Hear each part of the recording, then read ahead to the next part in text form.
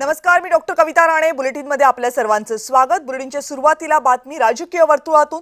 उद्धव ठाकरे सेना भवनमध्ये एक पत्रकार परिषद घेतील दुपारी 4 वाजता.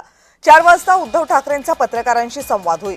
महानगरपालिकांचा निकाल काल लागलेला आहे. मुंबई महानगरपालिकेचा निकाल लागला आणि या संदर्भात उद्धव ठाकरे काय बोलणार याकडे सगळ्यांचं लक्ष असेल. या संदर्भात आणखी माहिती जाणून घेण्यासाठी जाऊयात. माझे सहकारी महेंद्र जोईल सध्या आपल्या सोबत आहेत. महेंद्र, या पत्रकार परिषदेबद्दल आणखीन काय अपडेट आहे?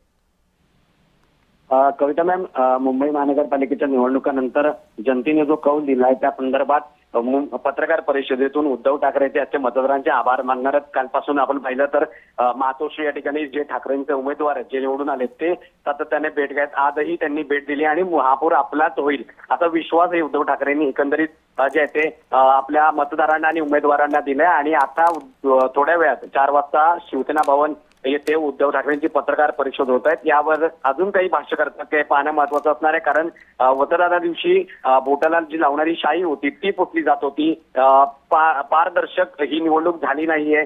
काही दुबार नावं होती, काहींना मतदान करता आलं नाहीये. त्या अशा अनेक गोष्टी आहेत ज्यावर उद्धव ठाकरे आज पत्रकार परिषद बोलतात का हे पाहणं महत्वाचं असणार आहे. कविता मॅम, धन्यवाद महेंद्र, तुम्ही दिलेल्या सगळ्या सविस्तर माहितीबद्दल.